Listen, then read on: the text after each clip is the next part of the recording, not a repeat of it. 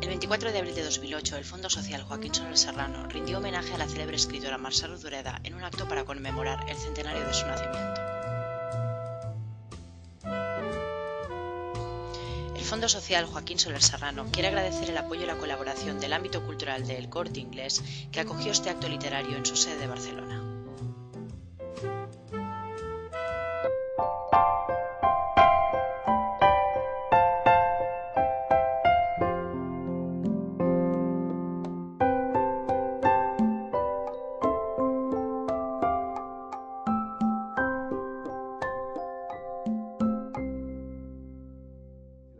A Gerona, estaba en Barcelona, etcétera, pero por fin todo se pudo arreglar y aquí está hoy, y le quiero repetir las gracias porque ha sido tan amable en aceptar. Antes de empezar me decía Mercè Rodoreda que olvidarse ya tampoco de hablar de un crisantemo. Antes entonces de que entremos en nada más, ¿por qué no me habla de ese crisantemo? A mí me interesa hablar de ese crisantemo por dos razones. A ver. Primero, porque es una acción fea que cometí cuando era muy pequeña, tenía 5 o 6 años. Y luego, para demostrar mi predilección o mi amor o mi pasión por las flores, ¿verdad? Bueno, en casa vivíamos en San Gervasio en una torre lindante con otras torres. Y yo siempre estaba en casa de los vecinos a mirar las flores de los jardines, porque las del mío ya las conocía, ya sabía cómo eran. Y un día fui a casa de la señora Borràs, tenían un jardín inmenso, lleno de violetas, al tiempo de las violetas, y me quedé asombradísima porque no había visto nunca en su casa un crisantemo, pero era un crisantemo amarillo y rizado, de una maravilla. Y así que lo vi, pensé que me lo llevaría, ¿verdad? Que robaría el crisantemo. Pero claro, la ventana de la cocina y la galería de la señora Borràs daba de cara al jardín, y yo tenía miedo que ella me viera y que no pudiera llevarme el crisantemo, ¿verdad? Y al fin, al cabo de mucho rodar alrededor del crisantemo y darle vueltas y pensar si lo haría o si no lo haría, lo corté y me lo escondí dentro del delantal. Bueno. Entonces me fui, dije a la señora Borràs, me voy. Y la señora Borràs, que no lo hacía otras veces, me siguió, atravesó el comedor y me siguió por el pasillo. Y al abrir la puerta de salir a la calle, me dijo simplemente, dice, si me lo hubieras pedido, te lo hubiera dado. Y esto me ha dejado, cuando veo crisantemos, o cuando pienso en crisantemos, me ha dejado toda la vida una especie de resquemor, ¿verdad? Yo no sé lo que hice con el crisantemo, si lo tiré, si lo escondí, si lo enterré, ¿verdad? Pero la historia del crisantemo es esta, que robé una flor. El complejo del crisantemo. El complejo del crisantemo. Que ha venido usted arrastrándolo desde entonces. Después de esta confesión, una confesión realmente difícil de hacer, porque estas cosas casi nunca la gente se atreve a confesarlas en público, son más bien para pequeños actos de contrición personal. Pero es que si usted hubiera visto el crisantemo, vería que era justificado mi enamoramiento por el crisantemo. Justificaba todas las pasiones hasta llegar al robo, ¿no?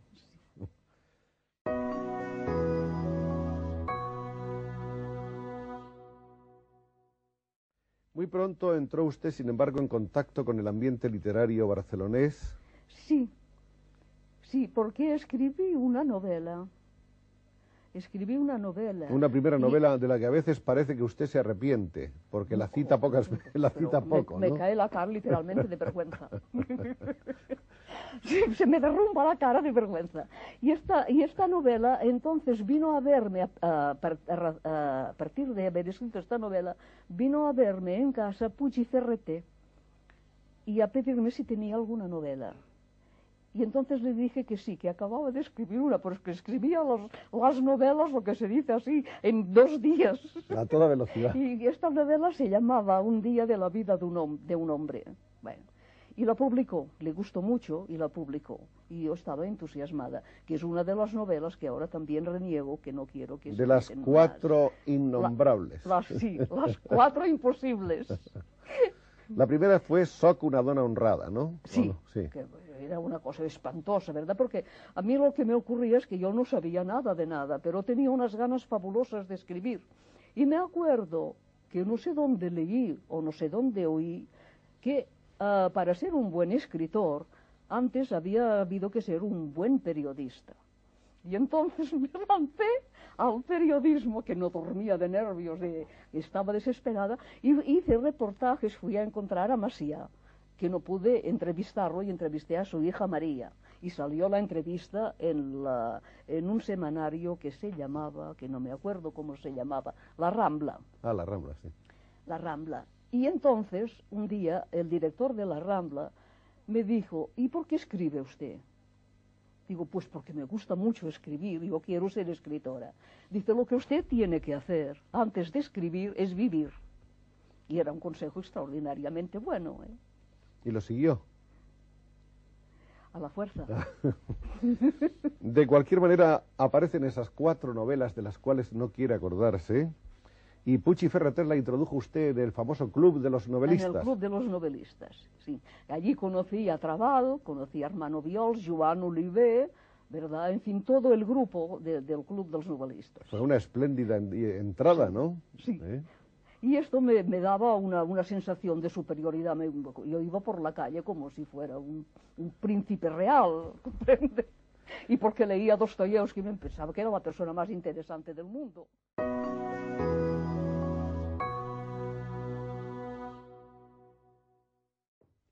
La Guerra Civil. La Guerra Civil. ¿Qué pasa durante los 3 terribles años 36 al 39? ¿Qué es de su vida entonces? En los terribles 3 años de la Guerra Civil se vivía pésimamente en toda España, ¿verdad? Pero siempre había la esperanza de que como le diré yo, las potencias extranjeras llegaran a un acuerdo para imponer una paz a España, ¿verdad? Y ese momento no llegó nunca, y la cosa se fue intensificando y cada vez más horrible, hasta que se acabó la guerra y tuvimos que salir de España. Yo, no por nada, porque no había hecho nunca política, ¿verdad? Pero el hecho de haber escrito en catalán y de haber colaborado en revistas, ¿verdad? Digamos, de izquierda, etcétera, etcétera, ¿verdad? Y aconsejada por mi madre, pues me fui pensando que al cabo de 3, 4, 5 meses volvería, ¿verdad?, a mi casa. Lo y que pensaron tantos y tantos eternizando. Claro que después ya era un exilio, digamos, voluntario, por razones, en fin, extraoficiales, digamos, pero los primeros años, sí, yo tardé unos 6 años en volver a Barcelona, que por cierto me dio una gran pena, porque se veía una miseria por todas partes, ¿verdad? Los tranvías aún sin cristales, con unos alambres de estos de tela metálica, de fresqueras, en fin, una cosa que era realmente muy deprimente, y la gente triste, ¿verdad? De todas maneras, la guerra le proporcionó a usted nuevos enfoques y un conocimiento mucho más directo de la realidad humana. Mire, yo he ido muy poco a la escuela y me hubiera gustado mucho ir a la universidad, cosa que no ocurrió, por razones X, ¿verdad? Pero he ido en una escuela muy buena, que es la escuela de la vida, y me ha pegado duro, y esto es muy importante, y se aprende mucho. Se aprende mucho, como el Buscón, como el Lazarillo de Tormes, como el Buscón, pues decir, yo señor soy de Segovia, yo señor soy de San Gervasio y he corrido medio mundo. ¿Y vio usted cómo las pasiones afloraban al desnudo en la guerra, en un clima como el de las guerras, es donde precisamente se manifiesta el ser humano de su manera más desnuda y más verdadera, más reveladora, ¿no? Además, pasar de una guerra a otra, de la guerra de España, y al cabo de un tiempo la guerra europea, es una cosa, verdad, terrible. En fin.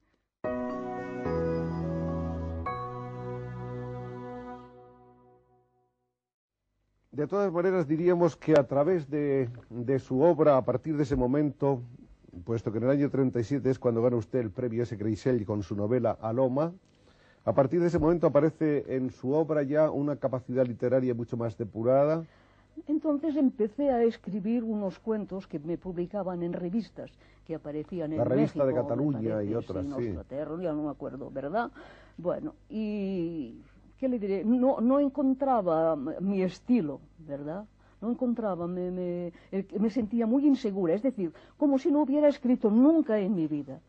Y supongo que esto fue muy bueno, porque durante este tiempo leí mucha literatura francesa, que los escritores franceses tienen un estilo, ¿verdad?, diáfano, una claridad extraordinaria, y yo supongo que esto me fue muy útil. Y entonces escribí un cuento que se llamaba Tarde en el cine, que es de una chica tonta que explica que va con su novio al cine, ¿verdad? Son un par de páginas. Y La Plaza del Diamante, cuando empecé a escribirla, cogí el estilo del cuento este de Una tarde en el cine. Y entonces me sentí, ¿cómo le diré yo?, segura. Bueno, también había leído, hay que decirlo todo, había leído de El viaje a la Alcarria, de Cela, y especialmente Memorias de un cazador, de Delibes, ¿verdad? Y esto me lanzó a escribir La Plaza del Diamante con el estilo del cuento y influida por estos dos grandes escritores españoles que son Cela y Delibes. De modo que usted reconoce que hay algunos ingredientes celianos y delibeanos en su obra, Sí, por lo menos en La Plaza. Sí.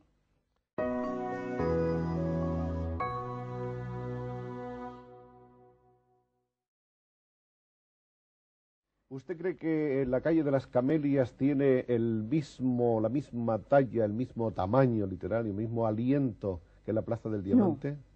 ¿Cree usted No. que está un poco por debajo Sí, o en otra Porque dimensión? además me ocurrió un problema, que esto Sí. no es un problema únicamente mío, ¿verdad? Me había metido en la plaza tanto dentro de la piel de mi personaje que no podía salir. Es decir, incluso en casa hablaba como habla la Colometa, ¿verdad? Y en la calle de las Camelias tuve que hacer un gran esfuerzo para salirme de la plaza. Y claro, el tema no me dio ni la emoción ni la veracidad que hay la verdad que hay en la Plaza del Diamante.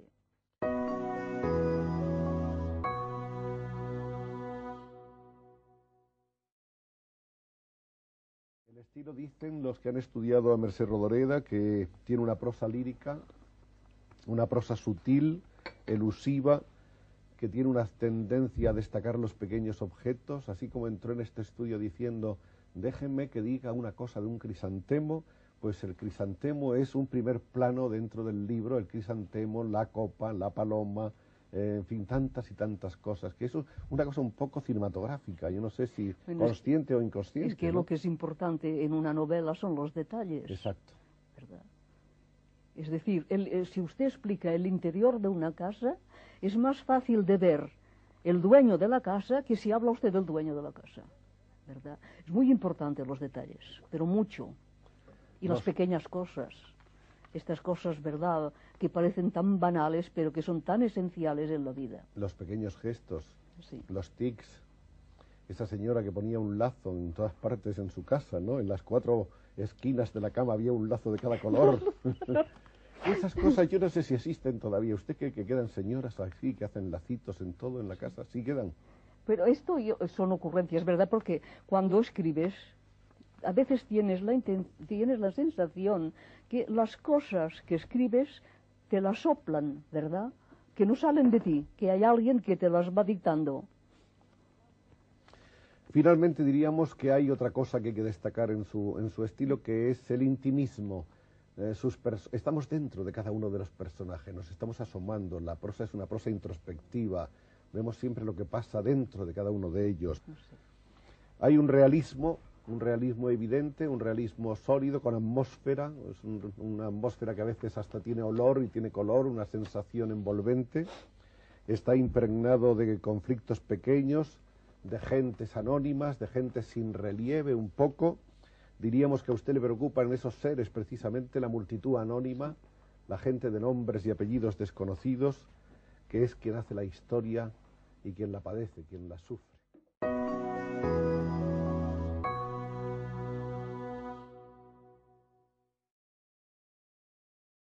Y todas las colometas y los quimets que fueron a bailar al entoldado de la Plaza del Diamante, ¿no han tenido nunca la idea de hacer usted un homenaje allí una noche de agosto? Siempre habrá quimets y siempre habrá colometas, siempre habrá. Si hay uno, pero habrá siempre. Pero todos ellos no han tenido una idea que sería hermosísima de rendirle a usted una noche un homenaje justo en la Plaza del Diamante y en el entoldado, en una noche de esas de la fiesta mayor. Sería muy bonito. Sí, y sería claro. Una cosa que estaría más allá de los galardones literarios y de los reconocimientos, digamos, a nivel de jueces y de críticos, y sería una cosa entrañable. Sí, quizá, es una buena idea, pero es realizable. Es una idea que desde aquí lanzamos para los amigos de la Plaza del Diamante en Gracia, porque creemos que es una idea que vale la pena de prosperar. No en vano la Plaza del Diamante es famosa en el mundo gracias a la novela de Mercè Rodoreda.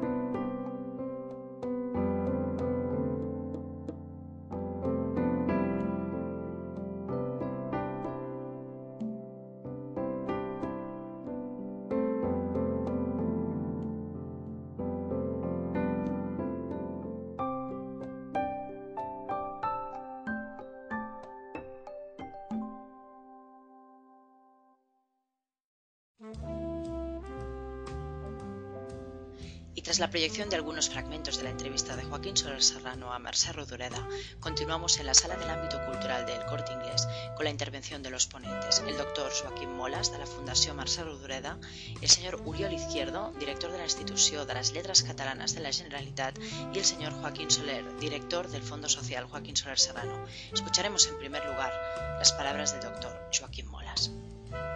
Moltes gràcies per haver-me convidat a participar en aquest acte i a reveure fragments de l'entrevista que va fer Soler Serrano amb Mercè Rodoreda. Jo recordo les entrevistes a fondo de Joaquín Soler Serrano, que seguia puntualment, i recordava de manera especial a la Rodoreda, sobretot aquest verdad que constantment està dient. Jo el Soler Serrano no el vaig conèixer.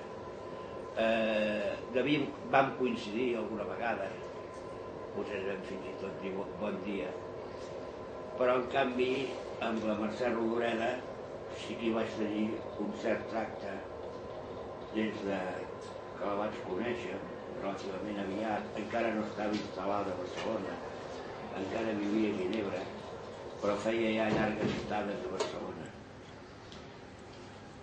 Mercè Rodoreda va ser objecte molt aviat d'entrevistes escrites. Precisament jo la vaig conèixer en el moment en què Baltasar Porcel, a final del 65, vam anar tots dos a veure-la en un hotelet de l'avinguda del General Mitre i ens va seduir a tots dos. I a partir d'aquest moment tots dos vam tenir amb ella una llarga amistat. Dic que havia estat objecte de moltes entrevistes escrites, però aquesta és la primera entrevista televisada. Una entrevista televisada, d'altra banda, que va costar molt de fer. Remenant papers, que hi ha a la Fundació, he pogut veure que el Soler Serrano li va estar insistint durant 2 anys perquè anés en el seu programa a fondo i que la Mercè Rodoreda s'hi resistia. Sempre tenia feina i quan li proposaven fer-la a Barcelona ell era a Romanyà i quan li proposaven fer-la a Romanyà ell era a Barcelona. I en una carta que hi ha a la Fundació diu més o menys les raons d'aquesta resistència. Diu que li feia molt respecte al medi i li feia molt respecte a la novetat i que per vèncer aquesta resistència, repeteixo, va passar 2 anys. En total, que jo sàpiga, se li han fet 3 entrevistes televisades, o 2 i mitja, o si volen 2, 1, mitja i mitja. La primera és la del Soler Serrano i l'última, que és feta per la Mercè Vilaret i que té un altre sentit de la del Soler Serrano, mentre feia, la Rodoreda va morir i la va acabar, o la va substituir el Josep Maria Benet i Jornet, amic de la Vilaret i amic de la Rodoreda. Avui aquestes aquestes entrevistes televisades, i particularment la del Soler Serrano, constitueixen un document inapreciable. Ja ho hem vist. Hem vist la manera com es comportava. Sortien, sencera encara és millor, totes les seves passions. Ell es reserva moltes coses. És a dir, és una entrevista que es pot llegir paraula per paraula, però també es pot llegir al darrere de les paraules. I tot allò que ella calla, o no diu, o mig diu, però de tota manera, això que calla, o que mig diu, o que diu, un ho pot anar endevinant i ho pot anar documentant amb altres documents. Dic que em sembla que és un document inapreciable i em fa la impressió que hauríem de tornar a aquest món del document directe. Perquè em sembla advertir una certa tendència entre alguns grups rodoredians, per exemple, l'última biografia sortida de caràcter juvenil, no a documentar els fets, sinó a percebre, a dir que perceben els fets, a dir que tenen la impressió que els fets són com ells pensen que són, no com van ser. És diferent això que deia ara fa un moment. Ella diu el que vol dir, ho diu a un públic de Madrid, per això parla del Cela i parla del Delibes, però el que diu és veritat. I aquí tu no fas percepció del que ella diu. Ella diu i llavors tu llegeixes el que ella diu. Per exemple, una d'aquestes tendències és el dir que la Rodoreda, des del primer moment, va tenir o va comptar amb el fervor del públic, però no amb el del món literari. És a dir, que si immediatament va aconseguir arrabassar l'interès del públic, en canvi li va costar molt, pel fet de ser dona, li va costar molt de comptar amb la quiescència dels seus col·legues de feina. De fet, la Mercè Rodoreda va tenir dues grans entrades. Anava a dir de cavall sicilià. No perquè sóc una dona honrada, ni la vida d'un home, sinó amb l'home, a l'any 38. Va ser realment una entrada espectacular, que a mi em va arribar per veïns. Quan jo era petit, hi havia un company meu que la seva mare, al saber que jo llegia, li va dir: digues a aquest company teu que llegeixi la Loma. Jo no sabia què era. Ara era fruit de l'impacte produït per la sortida de la Loma, que ella se'l va preparar bastant. Aquesta és una altra qüestió. I el segon impacte és el de la plaça del Diamant. Aquestes són les dues grans entrades en el món literari de la Rodoreda. I la plaça del Diamant, des del primer moment, va tenir un gran ressò en el món, en el públic popular i a la vegada en el món literari, contra, repeteixo, el que ja sembla una certa tendència a dir. Per exemple, qui va recomanar a Joan Sales la plaça del Diamant era un membre del jurat. Vostès saben que la plaça del Diamant es va presentar al Premi Sant Jordi i no li van donar. I aleshores un membre del jurat, que era el Joan Fuster, li va recomanar al Joan Sales. I el mateix any 62 van sortir ressenyes elogioses de Joan Triadú, de Josep Maria Llompart i meva. Per tant, van tenir immediatament una repercussió en el món intel·lectual. Si ara entréssim en el terreny dels documents, veuríem com no solament va tenir, repeteixo, una repercussió en el món dels lectors, sinó que a la vegada el va tenir en el món purament literari.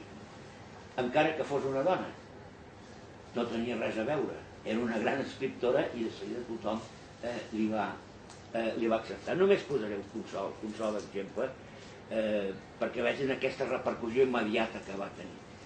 A l'any 65, edició 62, vam decidir fer les obres completes de la Rodoreda. I jo hi treballava i vaig ser l'encarregat d'escriure-li a la Rodoreda demanant-li el permís per publicar les obres completes.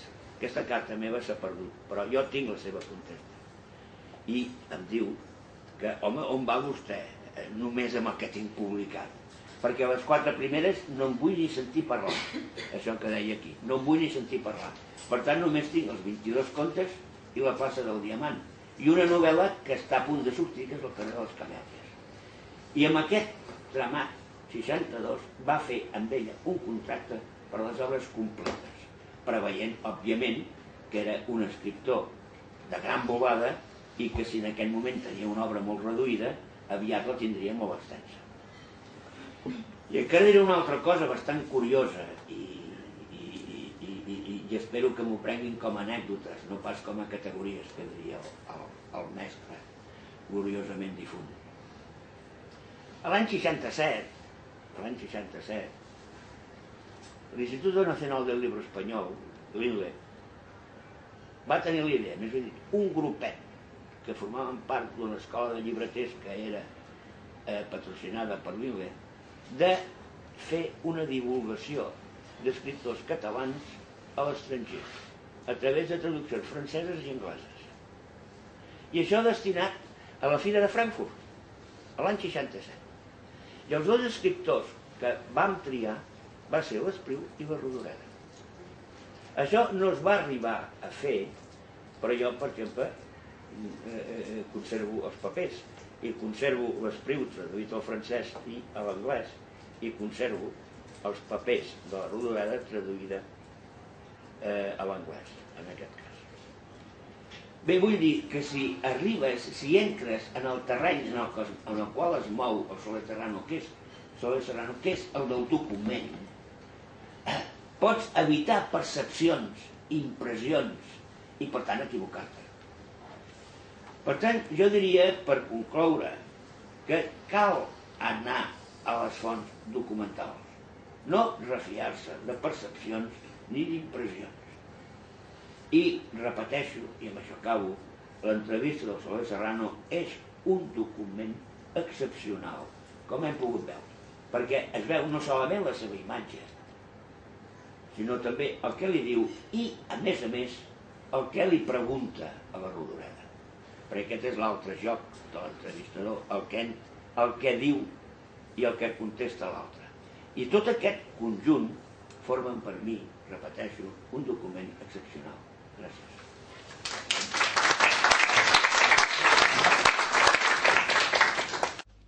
La entrevista de Soler Serrano es un documento excepcional. Con estas palabras termina su intervención el doctor Joaquín Molas. Ahora toma la palabra el señor Oriol Izquierdo, director de l'Institució de les Lletres Catalanes.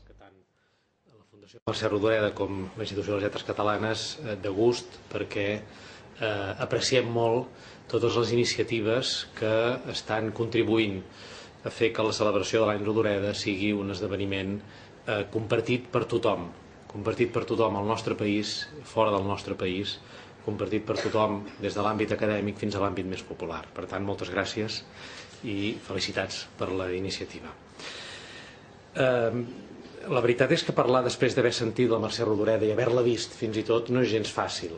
No és gens fàcil. Fer-ho, a més, després que el doctor Moles hagi reblat el clau, ja és pràcticament impossible. Jo, amb tot, com que l'ordre que ha tocat és aquest, doncs assumeixo amb temeritat el repte i intentaré dir un parell de coses molt elementals i molt menys interessants que les que hem sentit fins ara. La primera, i potser repetiré en part algunes de les coses que has dit, és remarcar la importància d'aquesta entrevista. Mercè Rodoreda era una escriptora, era una dona que s'explicava molt bé, no només quan escrivia. I això probablement perquè tenia molt clar el que volia dir, perquè hi havia pensat molt. En aquests minuts que hem sentit, Mercè Rodoreda desplega, com qui no ho vol, la seva poètica literària, el seu art de la novel·la. De fet, moltes de les coses, en moltes de les paraules que deia, s'hi reconeixien, per exemple, les paraules del pròleg de Mirall Trencat, que és una de les peces on ella, d'una manera més explícita, també més didàctica, desenvolupa aquest art personal de la novel·la. En relació amb per què aleshores, si ella s'explicava tan clarament i si ella va deixar dit tan clarament en aquesta entrevista i en d'altres entrevistes o en els textos que acompanyaven la seva obra el que volia fer o el que volia que entenguéssim que volia fer, perquè ha estat objecte de tantes especulacions. I amb això no diré que respongui la qüestió que plantejaves sobre aquesta biografia o aquests comentaris que últimament hem sentit a dir, sinó que intentaré assajar una mena d'explicació sobre aquest fet. Mercè Rodoreda és un personatge de llegenda. Mercè Rodoreda, per la densitat del que va viure i per la capacitat que va tenir per fer del que va viure obra literària, és un personatge, i no només per això, sinó també i sobretot pel seu caràcter reservat, pel seu interès a deixar que fos la seva paraula literària i la seva figura com a escriptora, i no la seva vida com a persona, allò que arribés al públic, que arribés als lectors, el que ha donat peu a tota mena d'especulacions. I és molt llaminer especular sobre la vida de Mercè Rodoreda perquè va viure coses realment fascinants i perquè va escriure novel·les que totes tenen algun punt de contacte, unes més, d'altres menys, amb la seva pròpia experiència biogràfica. I per tant, fins i tot qualsevol de nosaltres, quan com a lector de peu, com a simple lector, llegeix les seves novel·les, en molts moments podem tenir el dubte de si estem llegint una història inventada o estem descobrint aspectes d'alguna manera relacionats amb la vida de l'autora.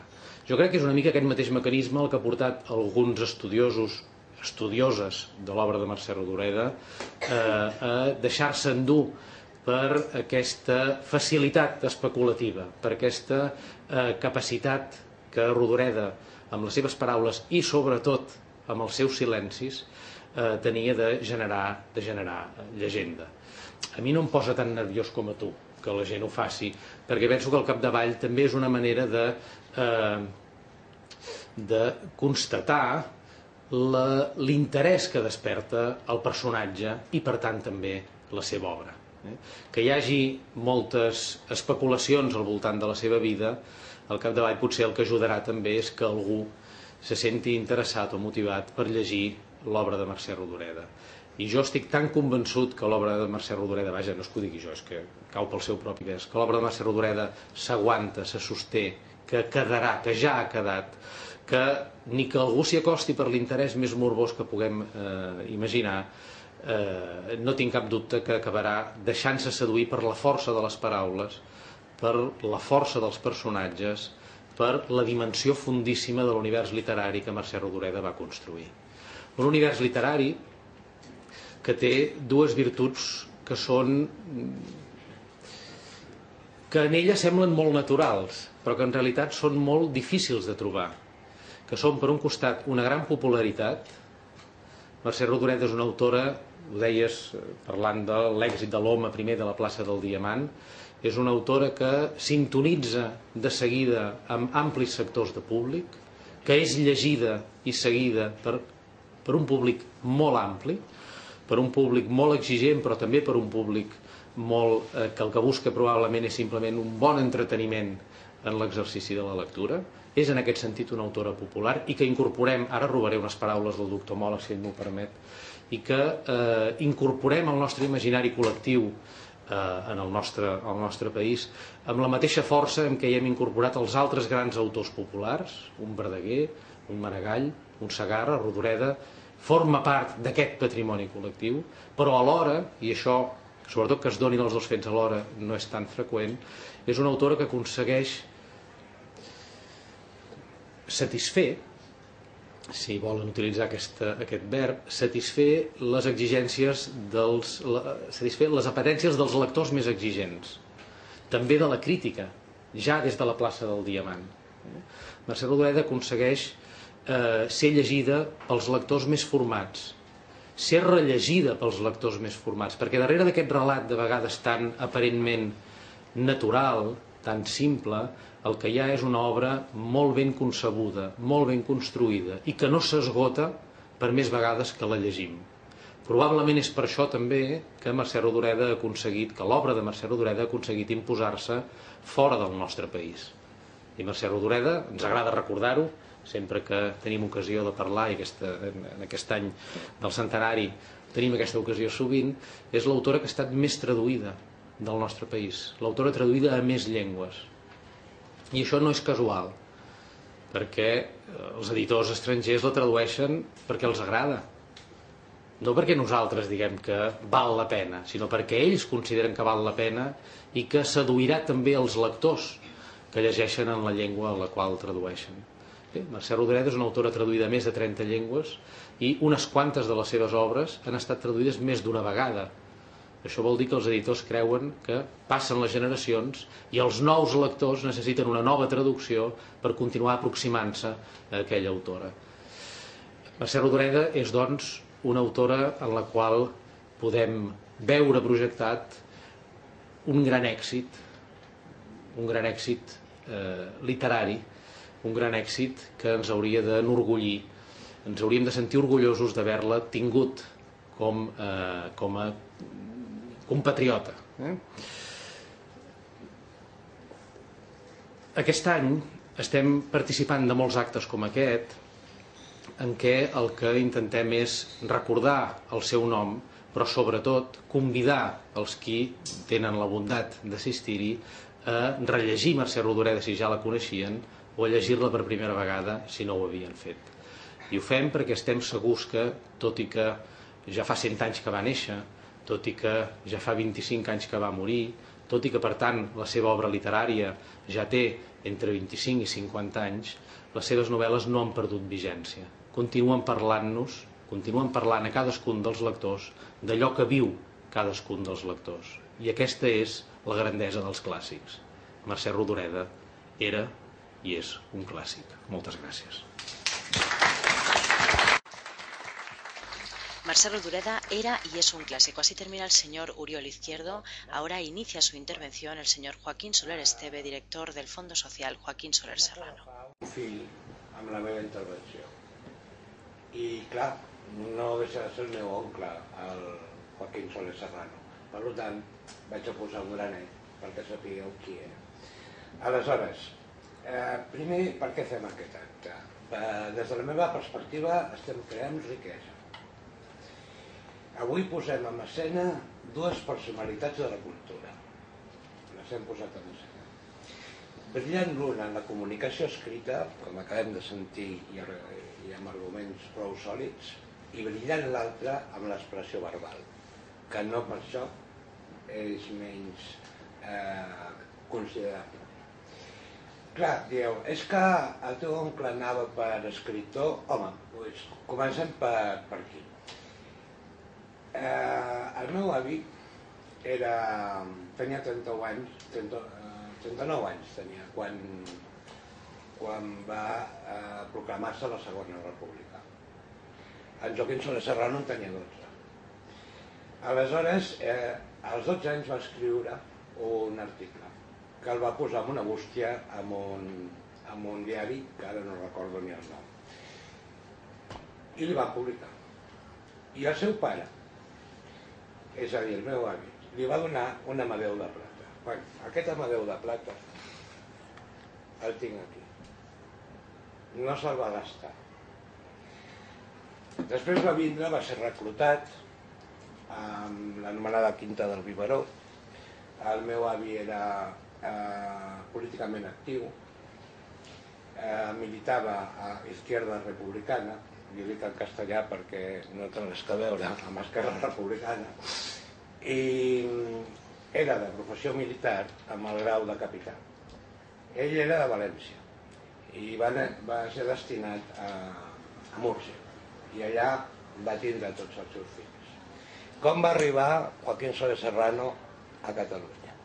El que jo ja soc de Barcelona. No de Sant Gervasi, que no sé si va, però soc de Sarrià. Carrer Castellnou 71, per si voleu saber. Aleshores, bé, en aquell moment va ser mobilitzat en un centre que es deia Torreguil o una cosa així, i el van destinar a Arenys de Mar. Pel que tinc entès, durant els bombardejos a Barcelona, a Arenys de Mar es va moure tot l'equip diplomàtic i també va ser el moment en el que es començaven a repatriar les brigades internacionals cap als seus països. Penso que era a conseqüència del Tractat de París, si no m'equivoco. Aleshores, ell tenia que fer l'entreteniment de les tropes mentre s'esperaven el seu trànsit. En acabat la guerra, un amic seu, es va quedar a Barcelona, un amic seu el va inscriure en un concurs, en una oposició de locutor a Ràdio Espanya de Barcelona. La va guanyar entre 300 candidats, perquè paraula no li faltava, com ja us dic, però ell portava la idea, diguéssim, d'escriure. I en aquella època ja va escriure el seu primer llibre. El seu primer llibre, també el tinc aquí, i es diu La muerte por amor de Mariano José de Larra, editat per INSA l'any 42. Ell tenia 21 anyets. Aleshores, amb tot això, hem escenificat també una cosa. Rodoreda ha mencionat a Cela i a Benítez. Hem sentit al doctor Moles la intencionalitat, diguéssim, per la escenificació a Espanya en el moment, però a mi m'ha fet pensar de cop en unes declaracions de Cela, quan el meu oncle li va preguntar si era un perill, un problema, que a Espanya hi haguessin més d'una llengua.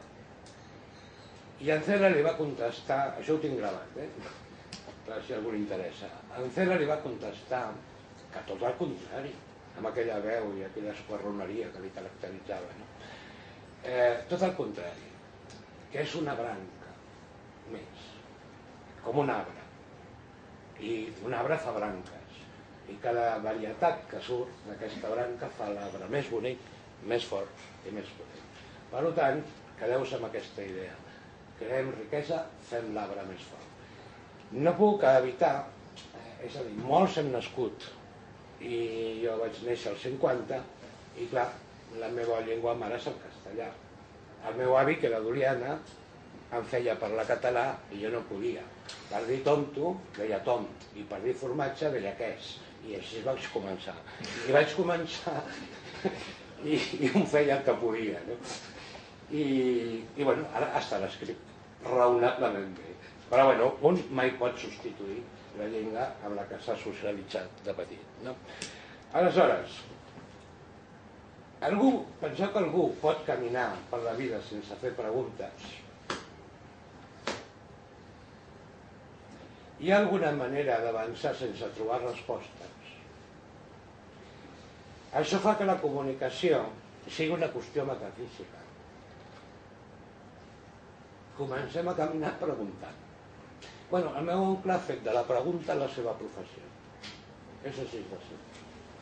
Ha fet de la pregunta la seva professió i ha anat tirant milles i milles i milles. No són els programes a fondo, sí són els més coneguts, però no els més lingüísticament brillants, perquè encara va fer molts més després. Per tant, en conservem amb el fons documental unes 600 entrevistes de polítics, d'escriptors, és que no sé ni què possibilitat. Ho hem tingut que classificar per arts, les 7 arts, cinema, el que vulgueu. Què tenen com a llegat? Quina força té? Bueno, els personatges, evidentment, tenen la seva obra. Ara aquí ho acabem d'escoltar. Per descriure Mercè Rodoreda, diem la plaça del Llevant.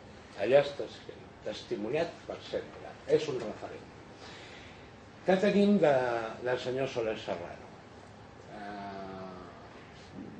Testimonis. Testimonis d'una època. Un compendi de pensament que si, evidentment, el treballem, ja ho heu vist. O sigui, podem anar personatge per personatge, Espriu, recorda'm algun dels importants de... Pla, amb en Pla. En Tarradell en tenim, a Perpinyà, abans que ell volgués entrar, el va entrevistar 4 hores i mitja. Si algú vol entendre la història, diguéssim, de l'Esquerra Republicana, la seva creació, o sigui, de tots els moments aquests, la boca de Tarradellas, o sigui, allà està. I és una delícia escoltar-lo. Evidentment està tot en castellà. Ell no tenia solvència en català i això, doncs... Però ens esforcem per intentar traduir, o després, si trobem la fórmula, subtitularem o farem el que calgui. Ja anirem tirant. Bueno, d'on va sortir el senyor Soler Serrano? En un procés educatiu d'una persona, jo he trobat que hi ha 3 línies paral·leles. La seva formació, trobem Mercè Rodoreda, diu, jo no he anat quasi ni a l'escola. El Soler Serrano, amb la Quinta del Biberón, ja podeu comptar quina escola hi havia anat.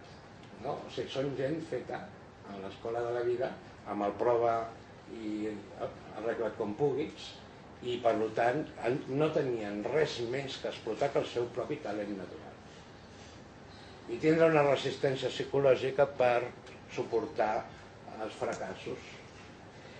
En tot això, l'única idea que a mi se m'acut, és a dir, formació mínima,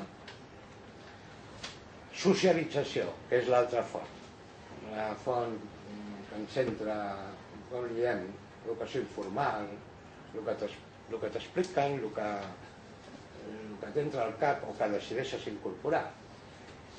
I després la culturització. Aquesta és una altra.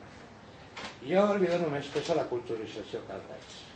Però bueno, això cadascú pot tindre el seu criteri.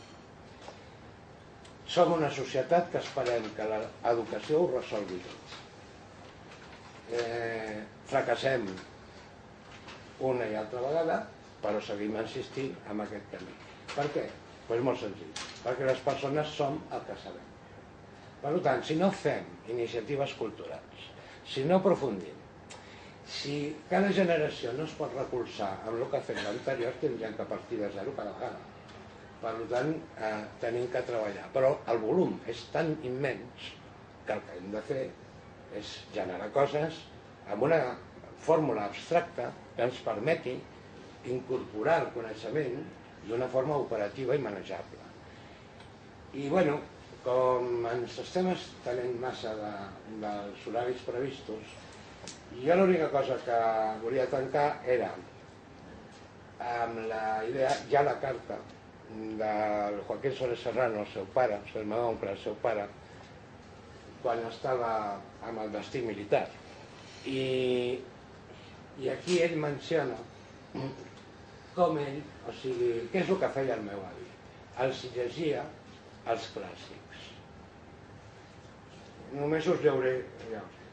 Era un paradís estar amb vosaltres i també, gràcies a tu, referint a l'avi, estar amb Cervantes, Quevedo, Unamuno, Baroja, Azorín, Valle-Inclán, Federico, es refereix a García Lorca, Alberti. Aquesta ha sigut la font del Joaquín Soler Serrano.